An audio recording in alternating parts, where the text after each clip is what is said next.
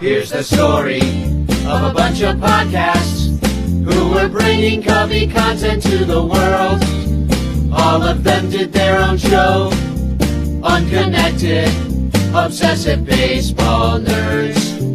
It's the story of a bunch of Cubs fans who are consolidating all their shows. They're uniting, doing it together, so we all can grow. Cup of Cubby Blues combining with Sunranto, baseball rabbit hole and Cubs PS Plus. With Cubs Pod and breaks behind the ivy, they're all teaming up to be the Bleacher Bunch, the Bleacher Bunch. We love the Cubs, that's the way we became the Bleacher Bunch.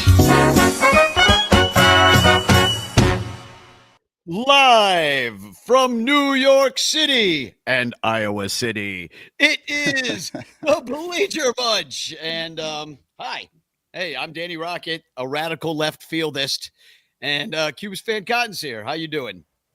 Oh, I'm doing great. It's morning. We're talking Cubs. I got my my coffee in my Elephants Playing Baseball mug that I got from Ringling Brothers Museum. Very cool. What do you got there? Is that the Ringling? Is that the one that's in Baraboo, Wisconsin? No, down in Sarasota, Florida. Oh. Emily's uncle lives down there, and when we went down there, we went to the museum, and you know those old timey things where they put like elephants in like catcher's gear and baseball bats and all that stuff. Mm-hmm. And football, they have basketball. It's just like fun, and it's one of my favorite mugs, honestly. Well, I am in an Airbnb in New York City, and I'm about to attend Johnny Onomatopoeia's wedding. Eric Wheelo, who is a co-best man with me and a radical Brewers fan, we're going to be together this afternoon watching each other play each other in the NLDS while we get ready for the wedding. The game's at 2:00, the wedding's at 5:00. Like, it's just wild what's going on here. So I'm heading downtown. We'll watch the game while putting on a suit. Well, I have to say, I love where you're at. Like, that Airbnb looks awesome because you've got that awesome brick wall behind you and that wingback chair. Yeah. That's beautiful, baby. Cool. I like strawberry chair. Yeah, the seat part leaves something to be desired. It's been sat in a few too many times. Anyway, we've got a few guests coming on that are radical Bleacher Bunchists, and they are Billy DeVore, who will be here in a second. He says he's releasing his last load. I'll be there shortly. I'm on my throne. See, this is what happens when you do a morning show. Oh my God! Well, you got podcasters taking dumps instead of being on the air on time. Well, and it's dumps. For a second there, I thought this was getting like Bleacher Bunch after dark. I thought the load he was relieving himself in a different way. Nope. Unfortunately for Billy, it's the other kind.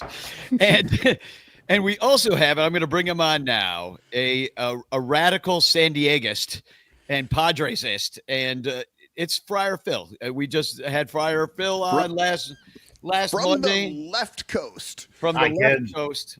Friar Phil, thanks for coming back on to relieve yourself of your San Diego Padres angst this morning. Insanity.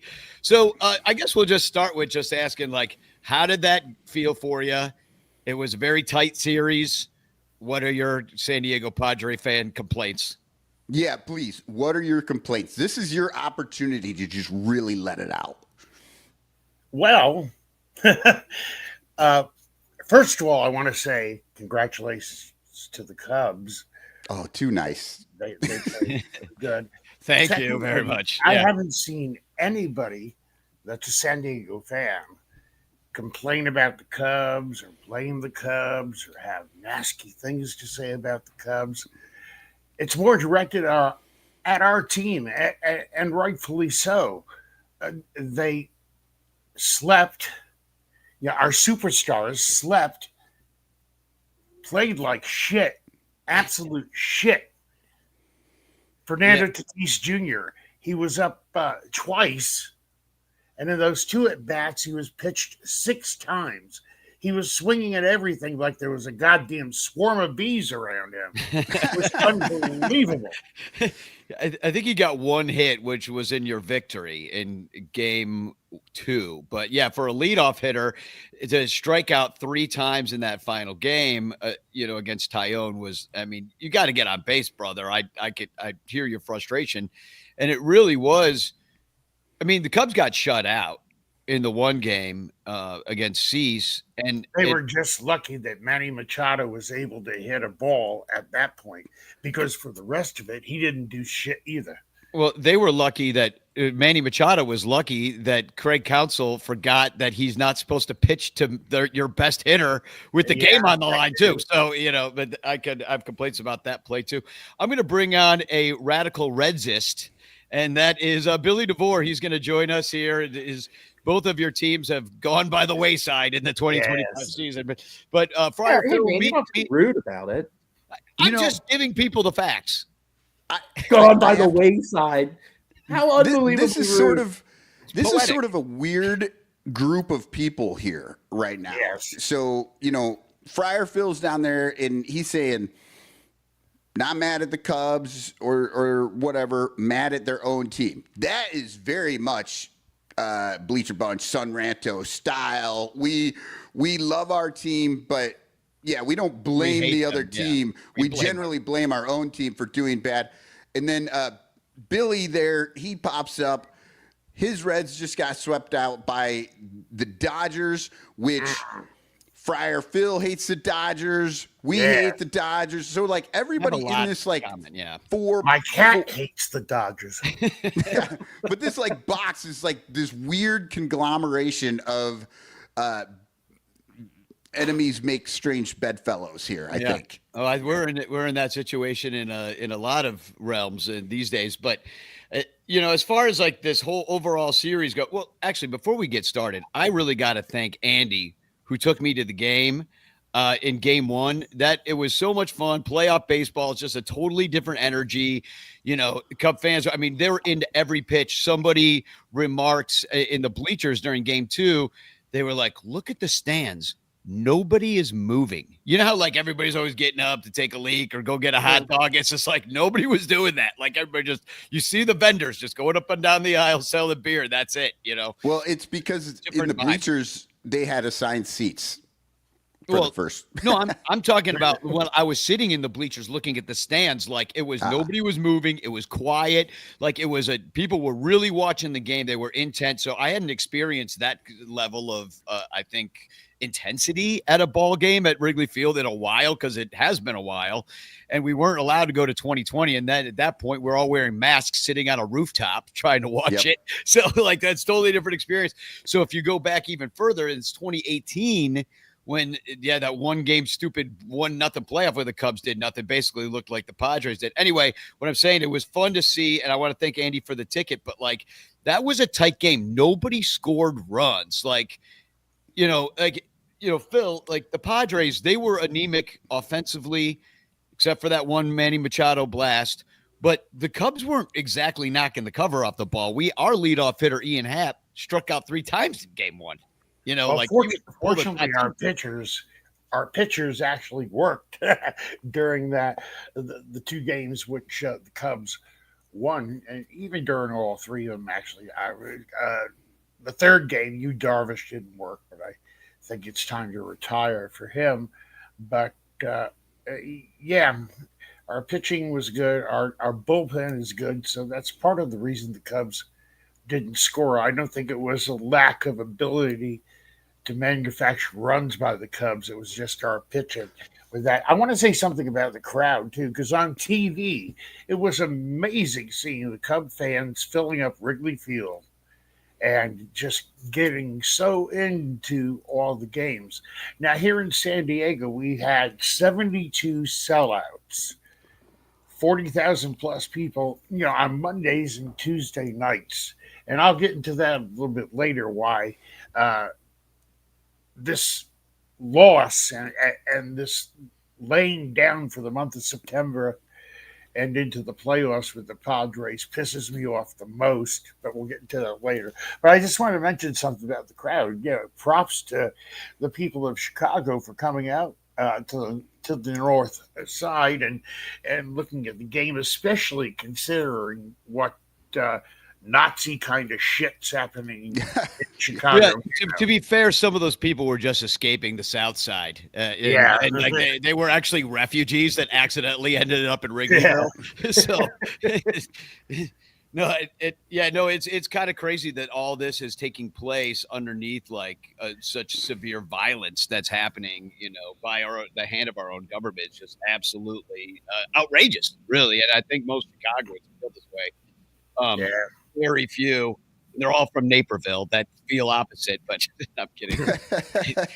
Naperville's just like a walking joke, but no offense if you're a Patreon supporter from Naperville, but you get it.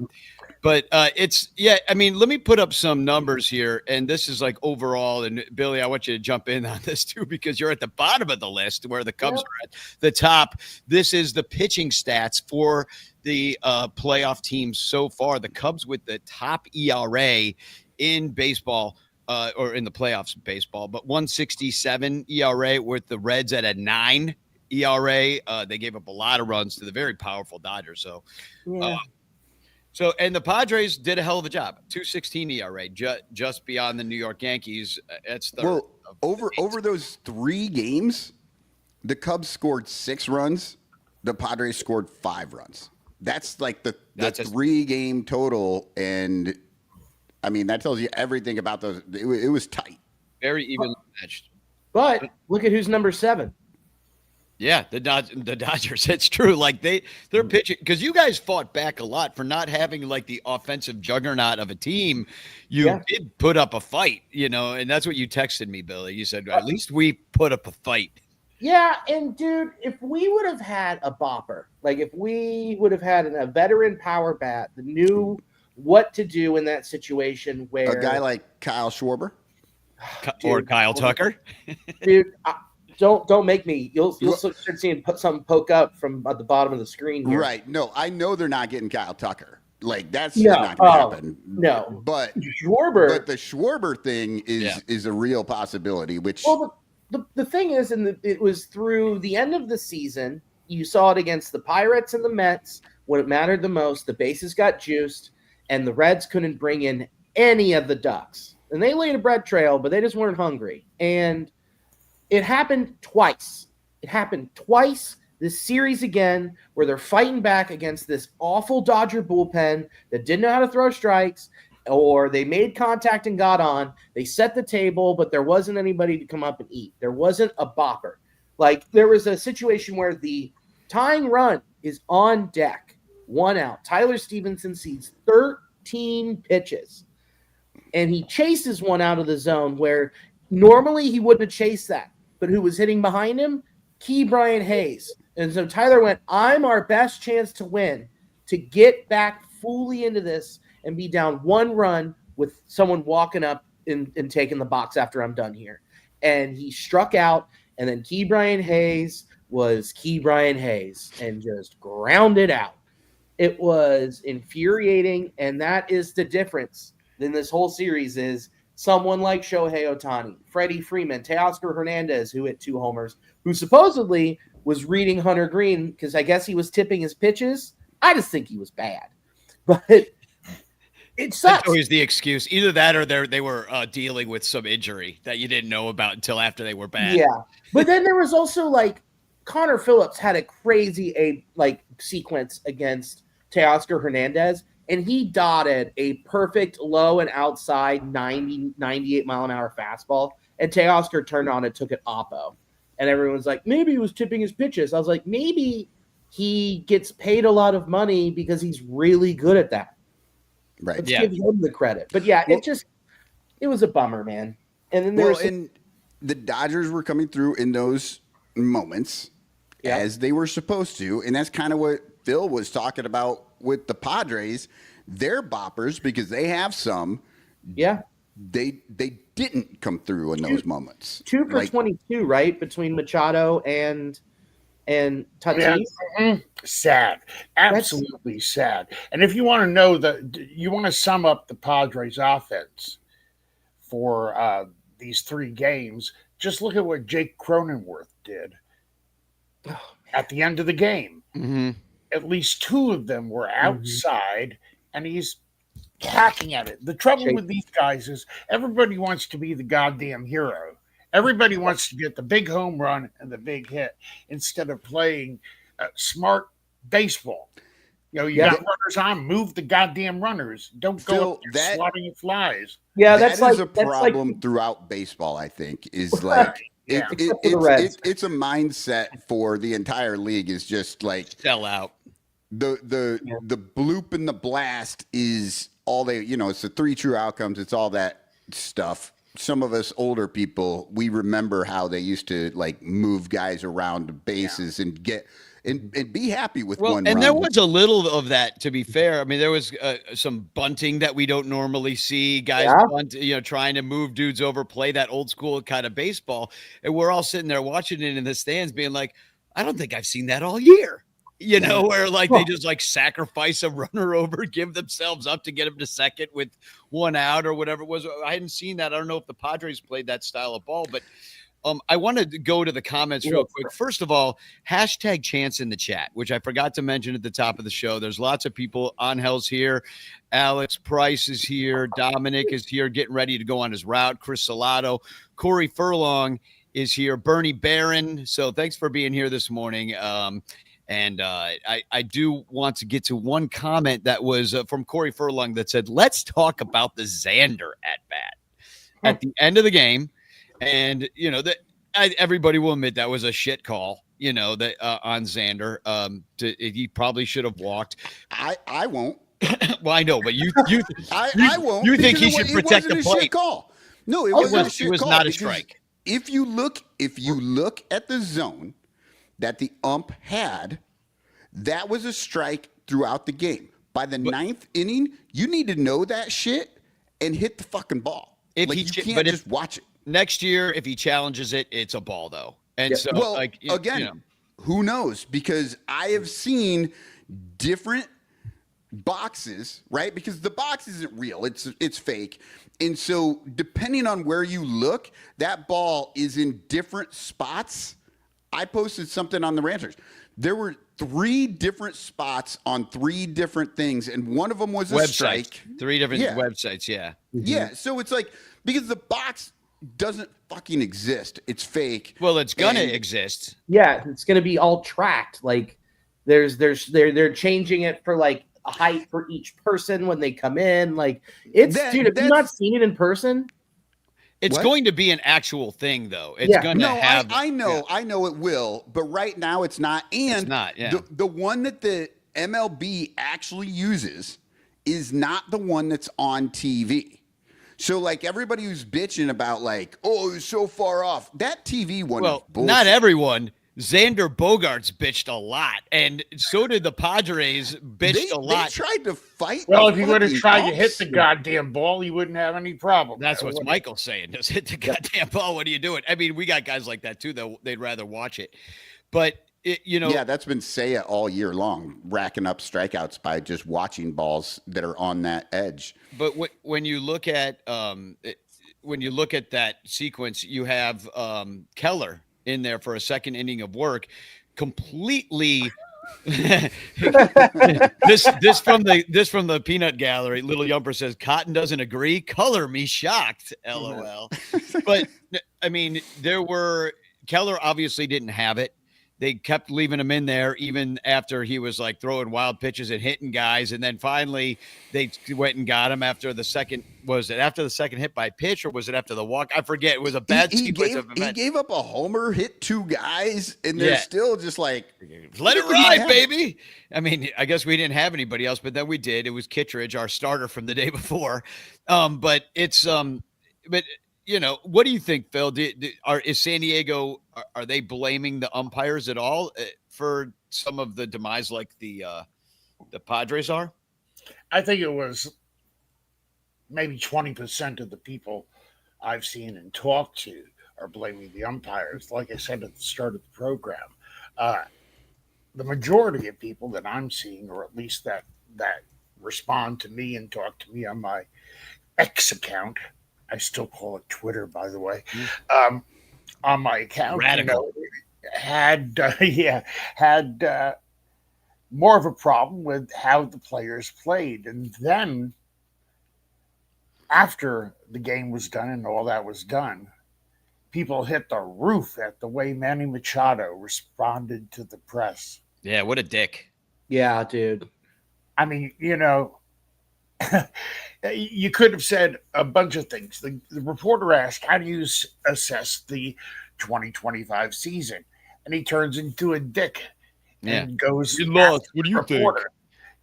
There's all kinds of ways to respond to that, especially as somebody that everybody wants to call the captain of the team. Well, he was the captain of a sinking ship this time.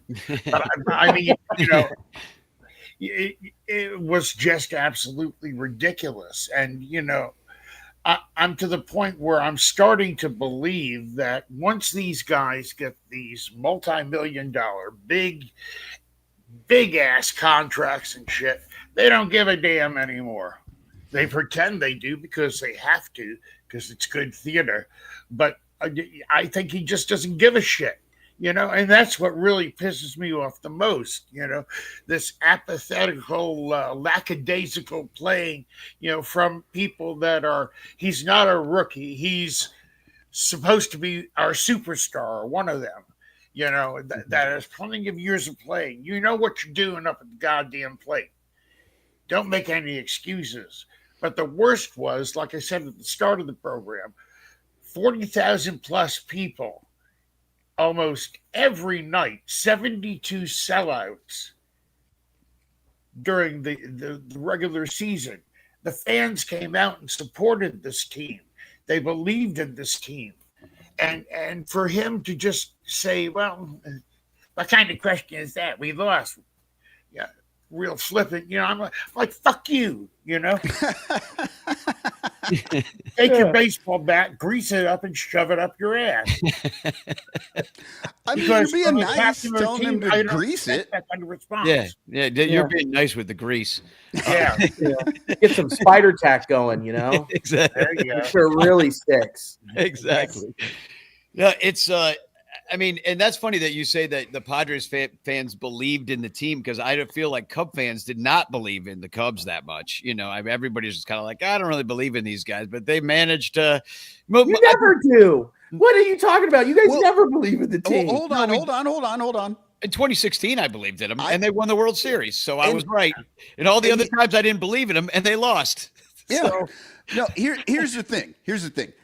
I think Cubs fans believe in the team and the players, but then the management in the front office just continually hinder the players constantly and make it worse. And so it's like it's really hard, because I think we come across as like not being for the team, but we're for the players, but the management does so many things that just don't make any sense. Like Game 2, why are you having an opener, which you have not done for Shota Imanaga all year? You're doing an opener, and on top of that, you're using a guy who isn't good at being an opener. Yeah, like the guy doesn't like to do it. Use someone who is actually you decide you're going to use Colin Ray for one freaking inning, which was insane. Once he came into the game, you're losing.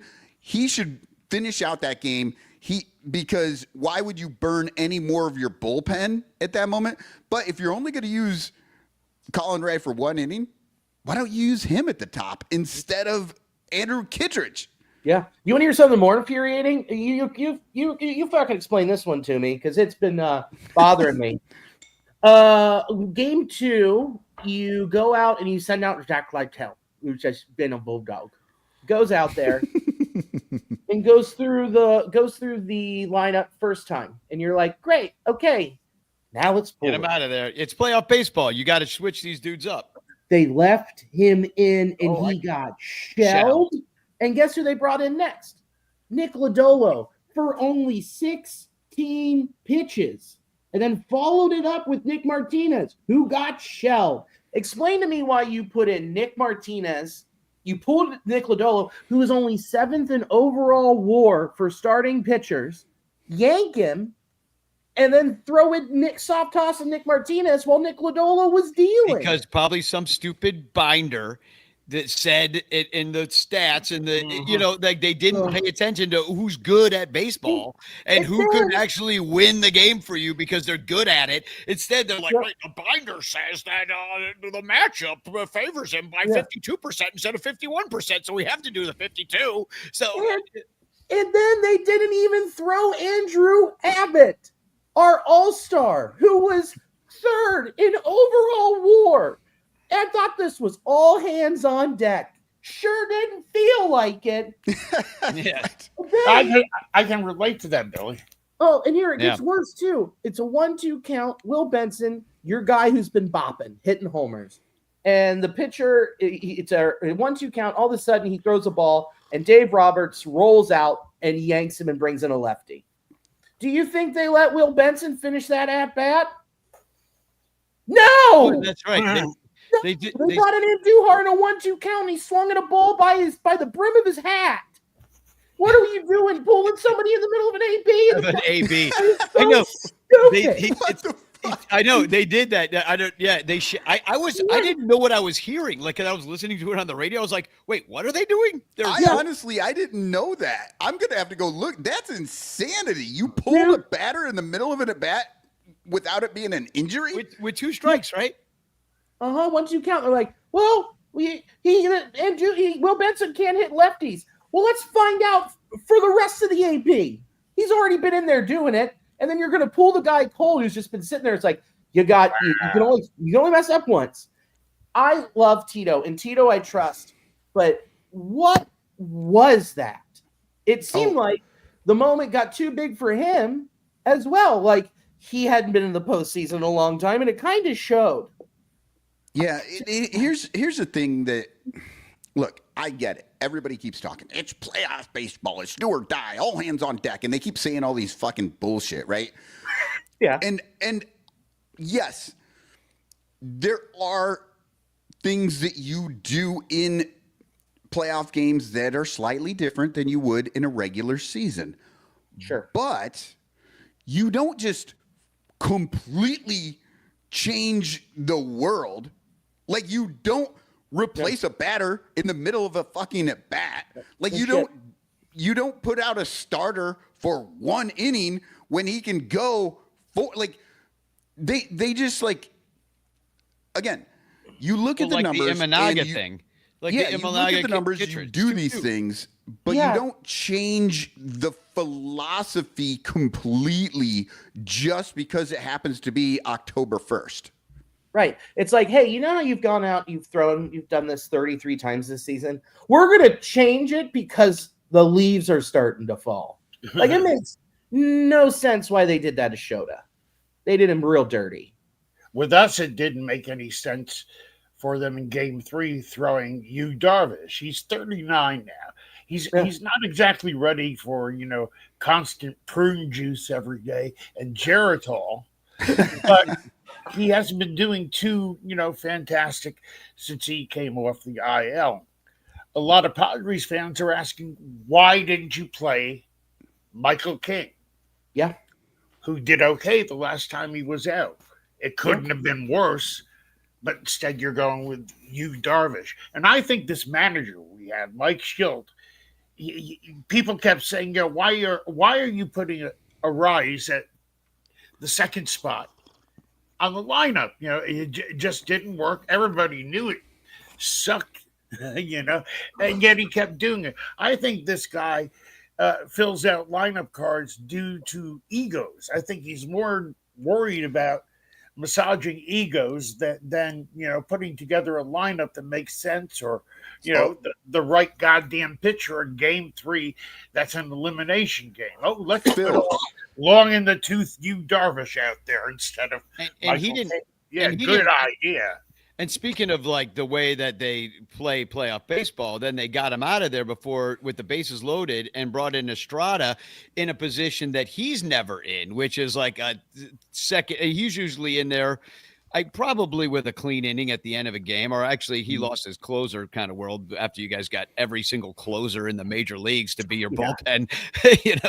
Mason Miller, oh my God, 5 strike. He K'd 5 strikeouts in a row. I'm like, and Cubs could have got him, and they didn't. Yeah. That bullpen, I'm listening to the game, right?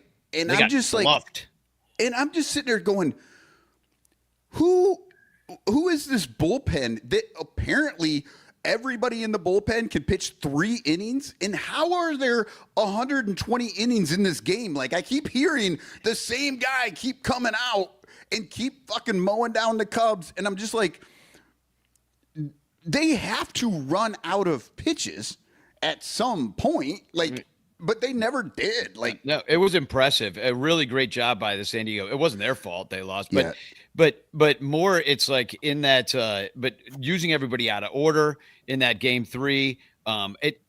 That's what happens when you start fucking around. Is that you end up with out of order. Like you used Kittredge.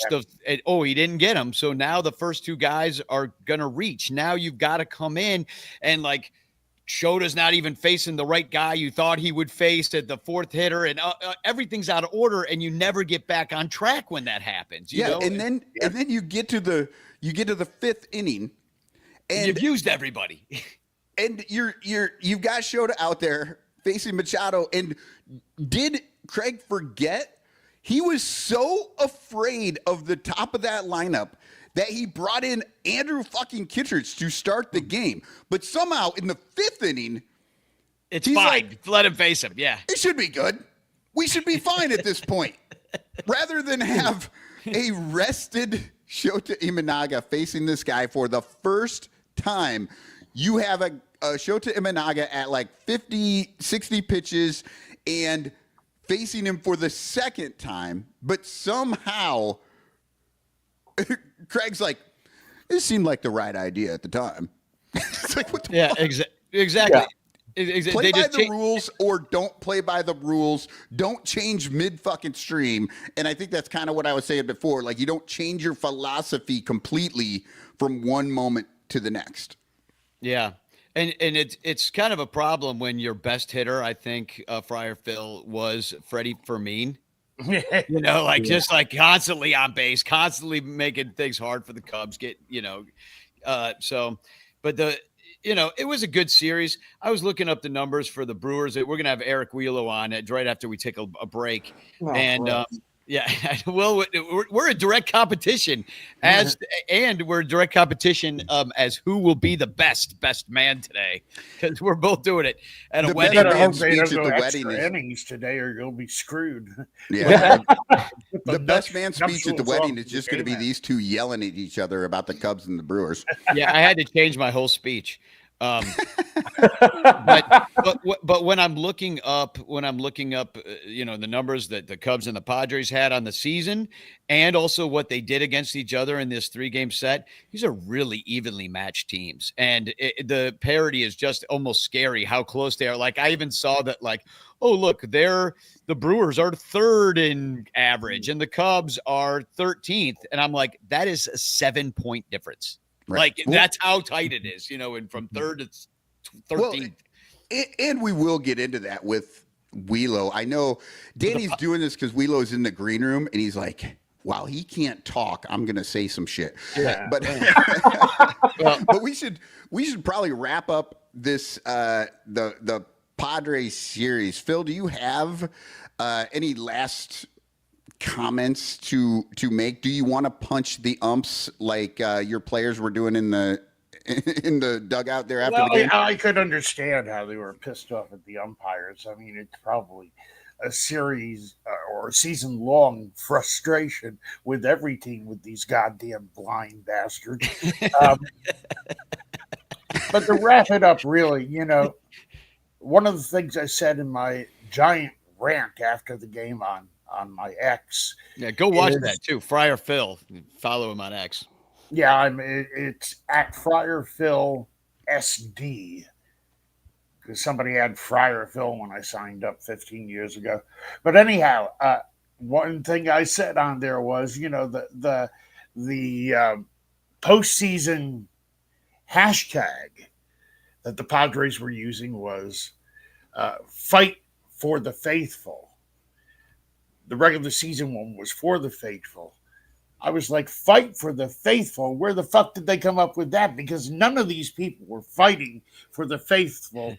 40,000 people that came out 72 times to sell out the stadium on Tuesday nights, Monday nights. Who the fuck goes to a baseball game on Tuesday night? Me, Padres fans, or real. Cubs I'm fans. saying just in general, because yeah, people have to work or kids have to go to school. they So failed I for think the. that was the most exasperating thing about this series to me is the way they laid down and died, and then how Manny Machado and Tatis come on in the media and they don't give a fuck. They don't care. They've got their goddamn money. They're going to Barbados or wherever the fuck they're going to go to tan themselves a little bit more. They don't care that they just shit all over the Padres fans. So that was the worst part of it. But I do have to say that I am going to be rooting for the Cubs. I used to like the Brewers when they had Willie Adames there and Luis Urias, because he was with us and then he went to the Brewers. I thought they made a great team in the infield, but now I have no interest really in the Brewers, so I'm going to continue to root for the Cubs to do a good job during this series. We appreciate the support, and I'm sorry that the Padres, fucked it for the faithful, I guess, as you could say. Yeah. They failed for the failure for the faithful is what the slogan For was. the furious. Now. Failure for the furious. They fucked Yes. around and found out. Yeah. It sure did. So, thanks for coming on, Friar Phil. Billy, if you could stick around, I know you've got to go to somewhere, but we'll come on. No, I'm here. I don't have to go to Bloomington till I don't have to leave here till like 4:30. Great. Sounds good. I have no idea what time that is where you are because we're all in different time zones. Or Friar how far Phil, Bloomington is. Yeah, I don't know which Bloomington you mean. Indiana, Indiana, Illinois. I don't know where you're going. Friar Phil, it's nice to meet you, man. I'm good meeting you too, Billy. Yeah. Oh yeah, you know what, Friar Phil? I don't think we didn't introduce you. Billy has a podcast called The New Nasty Boys, and if you're into just listening to podcasts and good baseball fun content, check out New Nasty Boys because Billy and Chris are over there, and I always forget the other guy's name. Jake. Jake is back, and he's kind of new, but yeah, they do a great job, and they're a fun podcast to listen to. So Yeah, I'll give it a listen. And meanwhile, you guys have a great Saturday. Good luck with the wedding. Hopefully, like I said, it doesn't go to extra innings, and everything gets. This one's going 5. It's going extras every single game. You would know it. That's the kind of luck I have. That's what's So happening. if the wedding goes to extras, is there a ghost runner? Yeah, I think Eric's got to step in and marry Jennifer instead of Johnny. Yeah, we'll have something's got to give. But yeah, you guys really should get together on a show together because you have such a through line with San Diego and Cincinnati, being that Cincinnati is the San Diego of the Midwest. Yep, there's a mural. I mean, it's official. There's a mural right by my house. I'll find it and I'll send it to you. Yeah. San Diego Padres fans were definitely rooting for the Reds during that game because we detest the Dodgers. The only San Diegans that I think weren't going for the Reds during that series was the LA Dodger cap-wearing people around here that thinks to make him more like rapper-like or thuggish or intimidating or we're great. They can go fuck themselves too. Well, I went to Dodgers Padres at Dodger Stadium this year for one of the series or for the games this year. And it was the game where Manny Machado the night before said, we didn't need to worry about walking Andy Pages, that we had other big dogs to worry about. And then I was at the game where Pages hit not 1, but 2 homers that game. And I got to see the rivalry up close. And it was, it felt like playoff baseball in June. It was pretty awesome. Yeah. Well, Yeah. Friar Phil, you're welcome back on the Sun Ranto show. Or the Bleacher Bunch, whatever show we're doing right now. And no, you fit in great around these parts. Let me tell you. So, Anytime you need me, let me know. So we'll be right back with more playoff baseball talk. Cubs Brewers coming up, and Friar Phil, tell everybody again where they can find you. Just on X mostly, it's at Friar Phil SD, as in San Diego. Hashtag chance in the chat. We'll be right back after the word from our sponsors. Cool. Thanks, Phil. The Bleacher Bunch brings you great shows like Sun Ranto, Cubs PS Plus, Bricks Behind the Ivy, Cuppa Cubby Blue, and Baseball Rabbit Hole. But you could be getting so much more when you subscribe to our Patreon page for as little as $1 a month at patreon.com/BleacherBunch. Get access to our exclusive daily show Cubs Pod, where we recap every single game. Plus, be the first to hear Cubs music, get early access to events, and receive an invitation to join our Discord Cubs community, where fans just like you show up every day to rant and rave about our beloved boys in blue. Most importantly, 10% of your Patreon pledge will go directly to help the Lost Boys Youth Baseball program. So join us. There are perks at every level, like the Renter Calendar, absolutely free, and name recognition for you or your business. We are independent Cubs podcasters, and we need your support. Otherwise, we'll quit. Seriously, we'll all quit. Some of us might even die from your lack of support. In fact, the cutest little puppy you've ever seen will die if you don't support the Bleacher Bunch at patreon.com/BleacherBunch. We promise to spend all the Patreon money on tickets and beer and all the dog crap we have to buy just to keep our podcast rolling. So give us your money, and we'll waste it far better than you will. Patreon.com/BleacherBunch. Free trials are available, but don't do a free trial. Just join, okay? Okay. Patreon.com/BleacherBunch. In the clutch, in the clutch. Buy t-shirts from In the Clutch. Take it from the Bleacher Bunch. You'll love the shirts from In the Clutch. In the Clutch shirts are comfortable, stylish, and guaranteed to get you laid. Plus, they're proud sponsors of the Bleacher Bunch. Use promo code BleacherBunch for 10% off your purchase. Nice to feel and soft to touch. That's why you will get laid so much. Wearing a shirt from In the Clutch. And you can thank the Bleacher Bunch. In the Clutch, in the Clutch. Buy t-shirts from In the Clutch. Remember the code Bleacher Bunch. Save 10% at In the Clutch. In the Clutch. In the Clutch. In the Clutch shirts actually not really guaranteed to get you laid. Welcome back to the Bleacher Bunch, and welcome to the show, the second best man, Eric Wheelo. Representing the second best team. You're in Oh, bed. no, excuse me. The second best team? Did we not win the division? I haven't seen you win all week long. I watched 3 games, not one Brewer W all week. Cubs, 2 Ws. For October. No, and you also saw me at the wedding dinner last night, so I was not winning, just drinking. So You were technically winning. I was winning. It was free too. You're Charlie Sheen winning. Free booze on Marita Croteau. Let me tell Yeah, you. we got an extra hour Extra hour of open bar last night on Extra. Marita. That did me in. It was 11, and I went, what the fuck is going on with my life? But hell yeah, let's drink all the wine in the world. So here we are. Danny's coming over at noon. We're going to go set up the wedding venue. Him and his girlfriend are getting ready in my small little New York hotel room, and we're going to go watch baseball. Yeah, we had to change our plans totally because I didn't want to be on the train during the game heading down there. Oh. So I'm going down early and getting ready. We're bringing my suit and everything to get ready in Eric's room while we're got the game on. Yeah. Eric, you need to slow your roll there a little bit. You just outed Danny for having his girlfriend in New York with him. His wife. Does Nicole know? Oh, is sorry, she his in? wife. Is she still I'm in?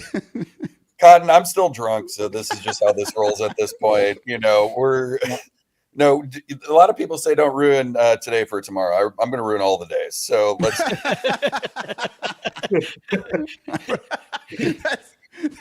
that's your obvious shirt. I'm gonna ruin all the days. Well, if the Padres and Cubs were pretty evenly matched in most categories, the Brewers and the Cubs are right there too. The Cubs and Padres were 3-3 against each other. They scored an equal amount of runs. Brewers and Cubs pretty much the same way. The Cubs did take the season series 7-6. Outscored them by only 4 runs. That's a pretty small margin of error.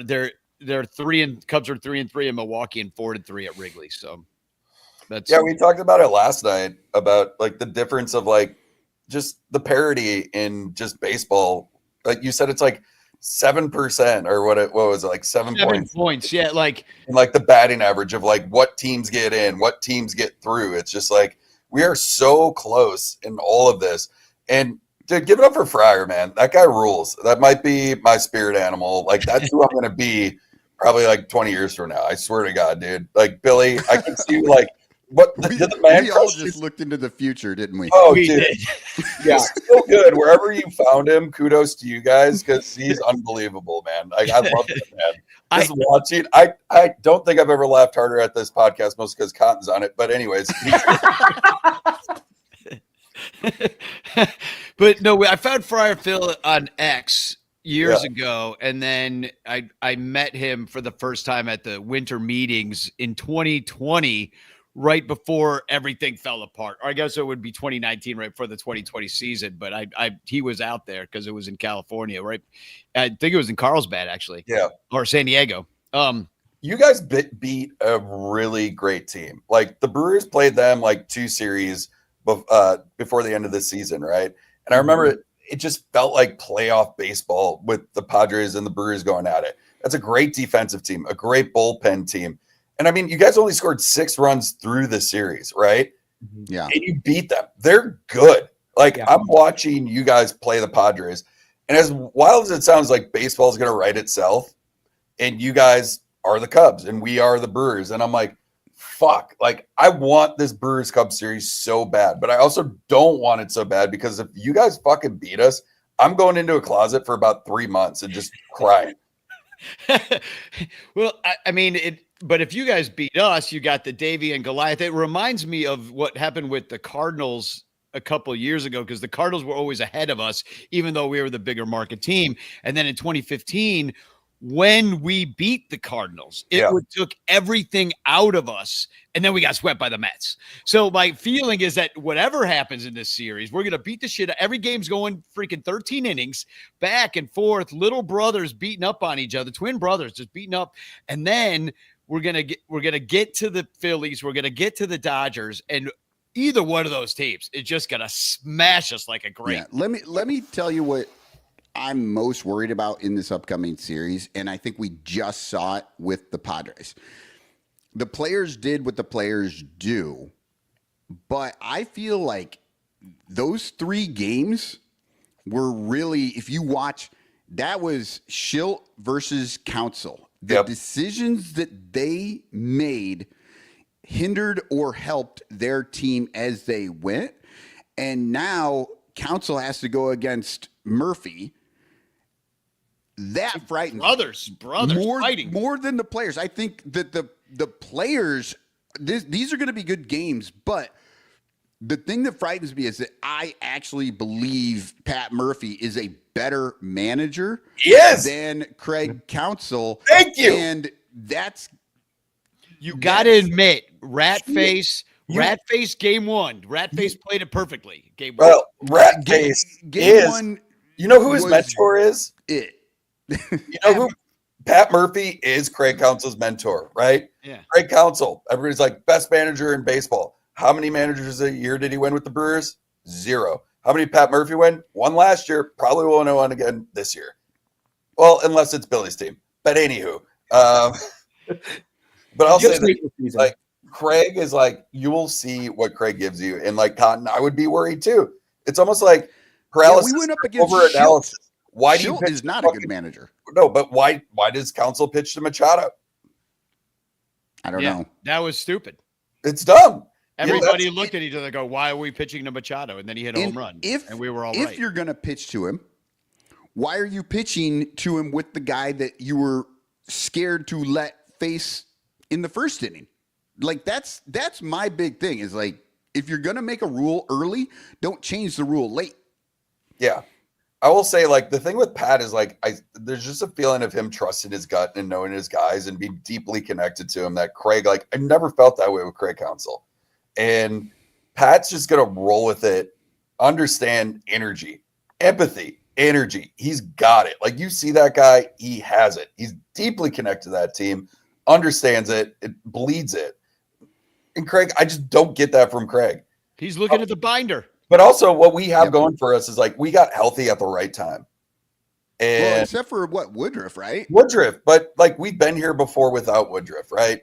Mm-hmm. And you know, it's devastating, but that's like a guy on the bench fucking riding with it. But the thing we also have going for us is your deep freaking starting rotation. I mean, we saw what Quintana did. It's like that's your three, but look what he did with the Mets last year. Crafty vet coming in, former team, gonna roll. You got Freddie Peralta, who's like dominated you, 3 of the 4 games he's played you this year. And then you have like Quinn Priester, just like Brewers, like find this guy from Boston, trade for him, wins like 16 games this year, coming out. You have Nick Mears is healthy. The biggest thing I think for the Brewers that happened this year is like we're going into the playoffs healthy. We have the staff and freaking McGill's back. Guys, we can go to that bullpen at any time and it goes deep, dude. We can go at any point. Yeah, and the Cubs are definitely losing the Quintana trade again. Like, that is definitely something that is happening. I mean, we're just going to lose that until the man freaking retires or cuts his hand again and bleeds out. I want to hear from Billy on this. Dylan Like, Cease Billy, beat us the other day, and then now Quintana, we're facing him in the next series. It's just the Quintana trade haunting us forever. Billy, I want to hear from you. Just like as a Reds fan looking at this series, how are you feeling? Which way are you leaning? Like, it's so even, but I think that I'm going to go with your bullpen over theirs because it's gnarly, dude. It's just former first round picks that like organizations gave up on. And then they were like, wait, he has like one elite pitch and a really good secondary, or the secondary is elite. And then they just threw him in the pen. It's like, just throw these 2 pitches and go let it eat. And I'll put up this is the last 30 days of Brewers pitching, and I separated it by innings pitched. So I know it's really small for some people with small screens, but I'll put it up as you talk about some of the names that they have on the team. Yeah, I mean, go ahead. Priester, like he had 16 or 19 straight where he pitched that they won. Yep. And then that it's weird. It got broken up like in the last week of the season by some small organization. Where's Red or whatever? They come from Cincinnati. So he was on a heater. Are you guys going to start Mizorowski or is he coming out of the pen? No. So me and Danny had a conversation about the Miz last night. It's like he makes the All-Star team. He has that elite pitch. But what was he known for in the minors? Walking batters. And he got lit up in the second half of the season. Then we tried him as like a long reliever in games that we were losing our ass off to like maybe he'll figure it out. And we're playing the Reds. Remember, that was the game that you scored 7-8 runs. I was at that game. And just walked, gave it up, couldn't hold runners. Is he on the roster? Why? Yes. Because he can come out and throw 104 gas, and you give him a batter. You give him 2 batters. In a series where the game's out of hand, like a game 2, game 3, it's just like, let's just get this guy through so we can rest our bullpen. So long reliever coming out gets the experience. I don't trust Miz at all. I do not want to see him in the series once. If he's in this series, we're either losing a game or we're fucked. That's just how I feel about it. He's like the opposite of what Chase Burns was when we moved him to the pen. Yeah. Like he was dominant coming out of the pen, but he didn't have a walk problem. He just doesn't have a third pitch problem, which then he worked on through the year and developed that changeup. Yeah. Which is gnarly.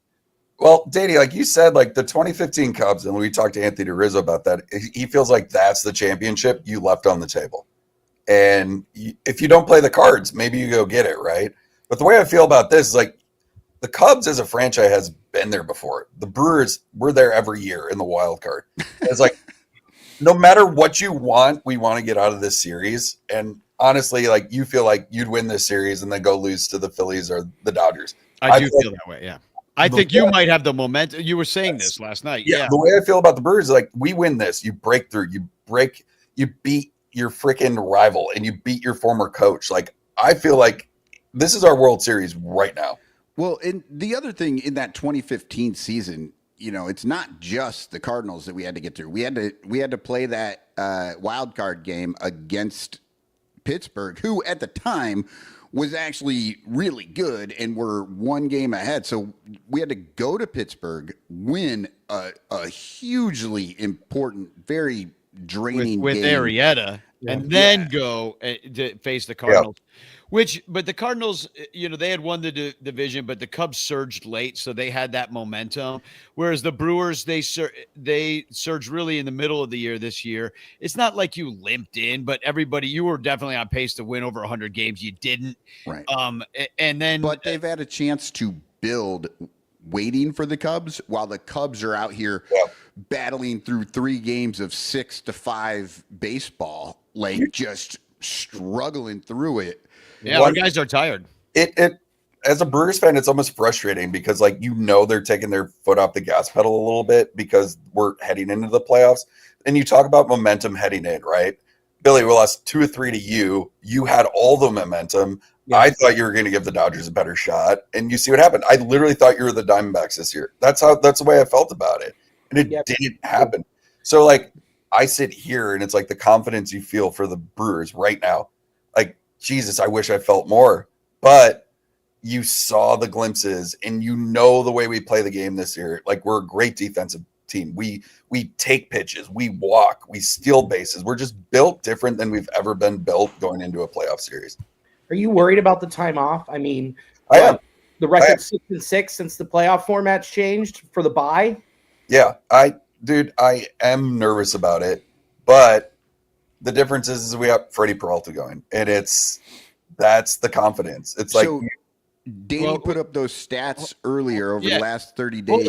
Hold on. Breaking news. In his car, I believe, driving up to Milwaukee to the game right now, we got a very special. Yes! Crawley is here. Crawley, are you on your way right now to Wrigley North? I'm on my way to Eric Wheelo's house. He is. He's Crawley texted me this morning. He's like, "Hey, can I park at your house?" And I'm like, "Yep, here's the photo. Here's the driveway. Walk 2 blocks south, go to O'Brien's, get on the shuttle, go to the game, buddy." Yeah, can you bring our garbage cans in? Ellie just asked. I can bring the garbage cans in. I'm on my way to Milwaukee. I did the math today. I've been to 31 postseason games in my lifetime, Cubs postseason games. This is the first time I'm going to an away park for a playoff game, so I'm excited. I love it. See, what do you mean an away park? I thought it was at Wrigley North. Hey, That's Wrigley North. that's our home park B. Yeah, I will say this. I really wish you guys would have lost this series because I would have got Crawley's tickets and I would have got Danny's to go to all these games. So exactly. Instead, I'm like, sorry, Eric. Spoken for. How you feeling? Are you feeling confident? Yeah, I'm feeling good. Look, if there's any team that could beat the Brewers, it's the Cubs. I don't know why the rest of the league couldn't figure them out. They had a 7-6 advantage. But, you throw all that out the window. They know each other really well. There's going to be no surprises. To me, it comes down to the idea of, do you believe that it's better to have rest, or do you believe that that's going to give you a little bit of rust?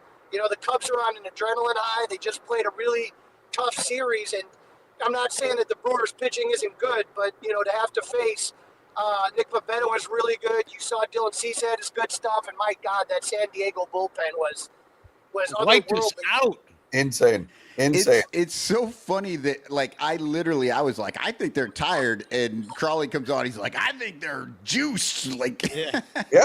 Well, we talked to Danny's brother about this. You watch that the Guardian series, right? And we watched this Padres series, and you just got to roll with that one guy in the bullpen, and you see him 3 times in 3 days, right? And then you finally get to him. The thing that the Brewers have going is we have parity in that bullpen. We got elite guys that you don't have to go to that one guy 3 times hard, 20 pitches, 2 innings, whatever you're doing. And that's the difference, I feel like. John Croteau, Johnny Onomatopoeia jumps into the chat. The groom is here. The groom today saying it's rust. Baseball players need to play. apparently Johnny is on the Cubs train here. Yeah. By the way, Johnny with deep Chicago roots. He does. Even some of his Sox fans, Southside family, have generationally turned and become Cub fans. So I was talking Cubs all at the rehearsal dinner last night. Dude, I'm surrounded by Cubs fans. You are outnumbered. Dude, I'm outnumbered so hard. You might get your ass beat this weekend. Well, I met probably one of the, besides Bertie Barrett. Hey, I'm crossing the border. I'm crossing the border. Wisconsin welcomes me. Hey, go put the crown on at the Mars' Cheese Castle. Yeah. That's what we're doing. But that's what I want to call this, the battle for the castle. Oh, dude, I love the name of the pod, the battle for Mars' Cheese Castle. Dude, Yeah, this is what it is, dude. It rules. I'm so excited for this series. I'm so excited that we're hanging out. Crawley, I'm so excited you're coming to my house, dude. This is what baseball writes itself, and this is what it should be right now. This is what it should be. You know, the thing I wonder really about everything, though, is when's the last time the Brewers played a meaningful game that, oh, my God, it's do or die, we got to do this. And, like, sometimes I just feel that is going to have an effect, is that, like, if they come out of the gate slow, you can do all the sim games and practice and all you want to do. You know, the Cubs, for me, they had a lot of young guys on the team with their first postseason experience, right? Yep. When you're talking about Matt Shaw, when you're talking about PCA, when you're talking about some of these guys, you got that taste of what it's like. And so I think that is really going to, be in the Cubs' favor. The Brewers have a lot of young guys too. They have, they have obviously the playoff experience from last year and obviously the year before because somehow Milwaukee always makes it in. But I think it's going to help the Cubs a little bit more. I'm glad we got to play San Diego. I'm glad that they got to fight and realize it's a different beast, man. It's every pitch matters. You're literally living and dying on every pitch, every swing. And what wins it in the postseason is really now, especially the bullpen and the defense. And I thought the Cubs defense put on a show in San Diego. Yeah, and that's Craig Counsell baseball is a good defensive team, but you're playing one that's equally as good, a Platinum Glover and Bryce Terang. And dude, these teams are so evenly matched. It's through and through. Yeah. Through. But we did a 5-game series against each other earlier in the season, and off of Crowley, it's like I saw the Brewers yips in like those first 2 games of like big game. This feels like playoff baseball. If we beat the Cubs in this, we're winning the division, and you guys came out on top on that. And I thought that series more than anything taught us of just like, we're here, we did it. We were shaky, bit nervous. It's out of the system. And as you said, Crowley, like, dude, we've been in the playoffs. Even these young guys have the experience. So I guess I would disagree in the fact of like, this is going to be too big of a moment. When's the last meaningful game? 2018, Game 7, NLCS against the Dodgers, and we lose, And we're sick of that. And we got the euchre energy. Well, we got Sandberg energy. Did he write a letter again for you guys? Did he write a letter for the to warm you up? Oh, that series? Pat Murphy. Yeah, that might have been the worst look I've ever seen in the history of my life. I cried to a fake letter. Like that upset me so much. Well, it was written on the back of a pancake. Yeah. Well, we did have to deal with hologram Harry, so that was kind of was rough. But I didn't cry at it. Well, only in shame.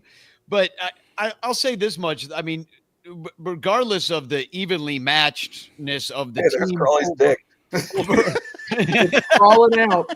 Oh no! Anybody listening is a podcast. We're giving Crawley a roadhead right now. Yeah, this show just got X-rated. Yeah. But regardless of how evenly matched we are through every category, we are running out Boyd on short rest, and they're running out Peralta on all the rest.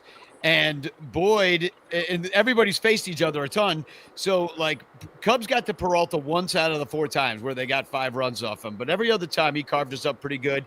And he's good at home. Peralta, he's got a 177 at home versus a 371 on the road. But he has a 343 versus the Cubs this year. He out of his last 10 starts, he only had 1 shitty one.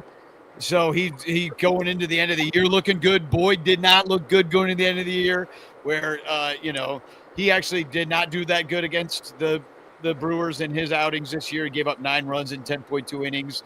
He won 1 and lost 1. Boyd has an ERA over 4 in August and 5 over 5 in September. So, it's not the evenly matchedness kind of comes down to these two pitchers, which is not very evenly matched. Well, and it also comes down to manager choices. That's what I said at the beginning of this. And our manager has chosen to put out Boyd there, which is what would you have done? Surprise. Who would you have put? Assad? Like, did he even make the roster? I don't even know if Ray? Ray. I think we were saying Ray last night, but then it wasn't Ray. What do you think, Crawley? Who would you have put? Or do you like Boyd? So here's the thing. Playoff baseball is just totally different. They're not going to expect him to go 5, 6, 7. You get 4 and a third out of him, that's all you need. And so, hey, guys, Mars Cheese Castle. Yeah, we're taking it. It's ours. By the way, if you win, you get Trump Tower, Eric. So yeah. Oh, there it is. I'm passing the Mars Cheese Castle, but I think it's just a different beast. I think that they're going to go with. You're not going to see 6 or 7 innings out of Matt Boyd. You're not expecting that. They're expecting 4. Okay, and then they're going to try to piece it together with the bullpen, whether that's Ray, Assad, Soroka, whoever's going to come in. Out of those guys, nobody's going to see those pitchers more than once. Okay? Yeah, but that's to the advantage of the Brewers because now we're seeing it in game 1 and we're getting at that bullpen. The thing I hate about this series is like the time in between the rest. Like that's we're not playing back to back, right? We play Monday, then we play Wednesday, Thursday, and then we're back Saturday. So they built this right for these to be, there's rest involved. I don't know, man. That 3-game series. At this point, though, are you really resting? I mean, they've already played like 180 games. Like they're so tired. But it is weird, right? To the way that they put the postseason tournament together, that they give them days off after every game, and that's just a change in schedule for these guys. Like waking up the next day and not having a game, and like it's just odd. Like it's a way. The times that the games are, they're all at like 4:08, and you're like, that's when the shadows are shitty. Like. And I think the Brewers have the advantage in that they have been doing this every damn year for the last like 5 years, and the Cubs have not. Like so I think that there's now. Granted, Craig Counsell has been doing it, so maybe he can help them get through that little bit. What evidence do you see of that? You don't have a Rizzo in the dugout taking his clothes off and getting freaking pine tar sprayed on his balls doing Rocky quotes. Like, who's that guy on this team? Oh, like, it's me. I've been asked to come up there and take off my clothes for the team just to lighten the mood. Yeah. Crawley's on his way right now. You'll be shirtless in no time. Yeah. I would say, though, I'm very curious to see what Quinn Priester does, the pride of joy of Cary, Illinois. The lights are going to, again, I talk about the lights shining bright. Is he going to be able to be all right with that? Is it going to affect him? It is different because these guys, like Michael was saying, they're kind of like, they like routine. You know what I mean? And when everything kind of changes, you get pulled aside and you're at this big podium table with everybody sitting at you. Is it going to be different? I thought, and Billy, you could kind of, when I was watching it, I'm like, okay, Hunter Green versus the Dodgers. Man, I saw Hunter Green just carve up the Cubs. Hunter Green's going to do the same to the Dodgers. I know Hunter Green has his bouts of wildness, but how much of that was the bright lights, Billy? All of it. I mean, he did the same thing when he was there, when they were there in August. He was just over pitching. I mean, he was overthrowing. His shoulder was flying open, and then he was just stepping left. Like, even me, a schmuck who makes dick jokes for tens of dollars can see that on the TV. And when he lost his command, then he started to pitch backwards. And when it's a guy who leads with a fastball and starts to throw a mediocre splitter to open up against Shohei Ohtani and Teoscar Hernandez, you're in trouble. So, yeah, I would be concerned about the bright lights with these young guys, too. Yeah. And when you're looking at it right there, we are devastated at the loss of Cade Horton, but Brandon Woodruff was a big loss for the Brewers, man. That's a guy that also has owned the Cubs. Yep. And, great comeback story, and now he's not part of the series. I think that's a huge disadvantage for the Brewers. I will say it's like you have Peralta who's been there he's the longest tenured Brewer. I think he's been to the 7 playoff series that we've been in. It was like him, Woodruff, and Yelich have been part of all of them. So no nervousness heading into this game of like the yips. Quinn, yes, get it. He walked guys. I think we saw a little bit of that, like the shell starting to crack a little bit, but you have the bullpen, right? And then you go into a guy in Quintana, and you saw what he did with the Mets last year. He's done it. He's been there. So it's like there's an end all of like, it's not you're rolling out a Hunter Green and then a guy that hasn't been there, then a guy that hasn't been there. It's one guy in between, dudes that have been there. I just see that Little Yumper posted that the lineup's been released for today. It's pretty much the exact same lineup we've been seeing. Bush, Horner, Tucker, No, it's Suzuki, not. Happ. Well, Happ is lower in the lineup. Yeah. And Tucker's higher in the lineup. Flip-flopped. Yeah. Right. They're flip-flopping Tucker and Happ moved because Suzuki up. Tucker showed in that Padres series that he's the superstar we've all been waiting for. Well, I think more Happ showed he wasn't the superstar that we weren't waiting for. Oh, wait. Happ's not a 3-hitter? It feels like somebody who makes no money talking about the Cubs has known that for years. Yeah, I know. I'll say this. Like, I think the stud of this series is Suzuki, right? He's played really well against the Brewers, man. And I mean, he had that double, right? In that Padres series. Like, well, he worked. The playoffs make you never know series to series. These playoffs always have unlikely heroes in the end, and guys you won't expect. Like it could be Matt Shaw this time, just doing it for Charlie out there. It could be it could be it could be Nico Horner all of a sudden just like goes like 15 for 17 or something. Yeah, like it's somebody like that, just like all of a sudden. Yeah, my prediction. Go ahead. 87-year-old Justin Turner gets up to the box. Yeah, it could be that, like with a walk-off 2-run. He's going to channel Matt Stairs and just freaking rock one out. Oh my God. With his freaking balls hanging out. Yeah. Kirk Gibson, exactly. We need. I got a question though, Danny. I don't know if you guys talked about this earlier. I mean, the Brewers' home record is pretty damn good. It's amazing. The question I have is, how many of those were with the roof open, and what is the win-loss with the roof open? Because the roof is going to be open today, and I'm wondering if MLB said, hey, we want the shots, the aerial shots. I don't know, maybe they just don't want to kill people like Bill Sugas with the heat. I don't know what the deal is, but I'm just wondering what their record would be with the dome open versus the dome closed. Well, I've been at games where the dome is open and we're losing and we start to close it to get rid of those sight lines, dude.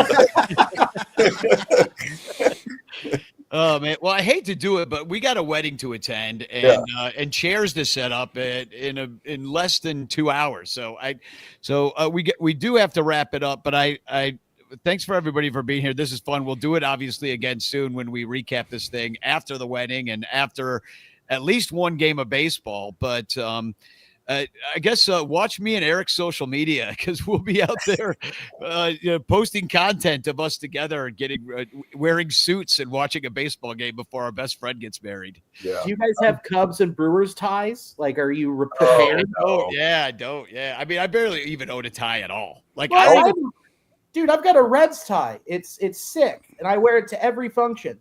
I'll clip this onto my suit, the Euchre pin. There we go. That's getting pinned. So I do have. So can I just say one thing to everybody here? Please. Look at us. Our division, 3 teams. We all made the playoffs. That's cool. That's what we want. We want to see each other win unless we play each other. So proud of you, Billy, man. The Reds, you needed that. You wanted that. You've been fighting for that. I'm so happy you guys got in. And I hope this is the beginning of something really fucking great for you guys, dude. I sure hope so. And I hope we don't get, left at the altar without signing a big bat this offseason. Well, Kyle Schwarber's looking for a job, I heard. Ooh. My phone's chopping up. Did Eric Wheeler just say how much he loved me? He did. I usually have about 11 beers, and I do that to your face, so you know that. He just wants you to take it back in the garbage cans, so he's laying it on thick just now. Bring the garbage cans into the house, buddy. And Crawley, I told him, I'm like, tell me earlier. I would have left you a key. You could have just slept over, dude. Like, you need to reclaim the concourse and mark it so that the Cubs can take it back. Yeah, you got to pee the concourse for us. To spin around like Justin Turner would. Yeah. Water the weeds. One prediction for this series: Jackson Churio. He hit that home run in that Saturday game against the Reds. He was slumping. It takes one at bat for that guy to hit fire. And if you're talking about a breakout star in this series, I think it's going to be Churio. So that's my prediction for this series. The Cubs are going to lose in 5 games. Brewers take it in 5. This is going 5, guys. I feel it. Going 5 and a lot of extra innings and 2 blowouts. We're each going to blow each other out in one, and then other 3 games are all going to be really tight. That's my prediction. Billy? Dude, I'm with Billy. This is so hard between these two teams. I mean, obviously I'm going Cubs, but it's hard to actually make a good prediction. It just, when you look at the bullpens, you put them together. The power of friendship, the power of pocket pancakes. I'm going to go Brewers in 5. I mean, it just pocket pancakes. Oh God! And then he's got that pocket quesadilla too. The cheese all melting, bringing everybody together. I mean, come on. I'm always going to go with a guy who has random foods in his pocket. We got euchre energy. Yeah, you do. I bet he's got a full charcuterie board. I'm going with the Cubs in 5. Look out for the stepbrothers, Seiya Suzuki and PCA. Yeah, you know what? I'm going Cubs in 5 as well. This is going to be that Sandberg energy. We're going to lose the first 2 and win the next 3. I like 23, baby. I dig it. Well, let's see how many people were hashtag chancing in the chat here. Not 23, but 7 people have hashtag chanced in the chat. And now is your chance to hashtag chance in the chat and win a Frank Chance postcard sent to you by me with a message of love and doom. Let's give it a draw. That seems like more than 7 people, but maybe it's not. Maybe it's just going so fast that my eyes deceive me. Danny, what if it was Ralph? Chris, a lot. I freaking love Ralph. He's the best. Yeah, Ralph's like Johnny's like fake cousin. So, and apparently he owns like all the boat tours and the bus lines in Chicago. He does. He's in transportation. Ralph in transportation, big Cubs fan. And we were talking last night. He wants to advertise on the Bleacher Bunch. I'm like, I don't know what you're selling, but we'll sell it for you. Check out my stops. They're everywhere. Exactly. I'll pick you up in a limo at the airport. Don't ask any questions. Yeah, exactly. No problem. You know how to drive? Window up always, I promise. We're going to have to make one quick stop. Don't open the trunk. Congratulations to right. Chris Your bags need to go in the back seat because we're not opening the trunk. Yeah, we're not. So, Crawley, have a great time. Go get that W for us. Bring the cans in, buddy. And, bring the cans in. And we'll bring Johnny a wonderful wedding day here. So congratulations to him. Everybody wish him well. There's really nowhere to do it. So, because he's not on social media, but here's the Johnny and Jen says Guy is serious. So at least it's public knowledge that we love him. All right. Well, Spagog, everybody. And I guess we'll talk to you the next time we talk to you. Go Brewers. Spagog! Here's the story of a bunch of podcasts who were bringing Cubby content to the world. All of them did their own show. Unconnected, obsessive baseball nerds. It's the story of a bunch of Cubs fans who are consolidating all their shows. They're uniting, doing it together, so we all can grow. Cup of Cubby Blues combining with Sunreto, baseball rabbit hole and Cubs PS Plus. With Cubs fun and breaks behind the ivy, they're all teaming up to be the Bleacher Bunch, the Bleacher Bunch. We love the Cubs, that's the way we became the Bleacher Bunch.